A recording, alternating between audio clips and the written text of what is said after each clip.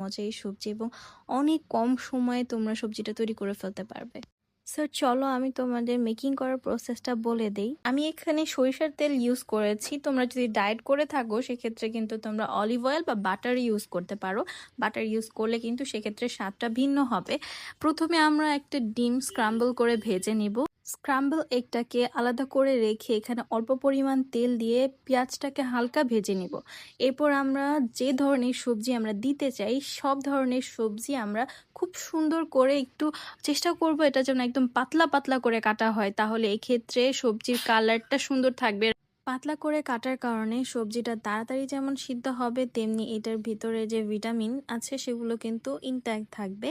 চেষ্টা করব গরম পানি ইউজ করার, সেক্ষেত্রে সবজিটা তাড়াতাড়ি সিদ্ধ হয়ে যাবে। এখানে পরিমাণ মতো পানি দিয়ে নিয়েছি আমি। যে সবজিগুলো সিদ্ধ হতে একটু বেশি সময় নেয় সেই সবজিগুলো আমরা চেষ্টা করব আগে দেওয়ার, এবং যেই সবজিগুলো একটু তাড়াতাড়ি সিদ্ধ হয়ে যায় এবং দেখতে সবুজ সেই সবজিগুলো আমরা একটু পরে দেওয়ার চেষ্টা করব। এখানে আমি ধুন্দুল, চিচিঙ্গা, পটল, তারপরে বাঁধাকপি এগুলোকে আমরা একটু পরের দিকে দিয়েছি, যখন আলু, গাজর এগুলো একটু সিদ্ধ হয়ে এসেছে সেই পর্যায়ে আমি এগুলো দিয়ে নিয়েছি। এক্ষেত্রে দেখতে যেমন সবজিটা সুন্দর লাগে তেমনি যে জিনিসটা দেখতে সুন্দর সেই জিনিসটা খেতেও মজা।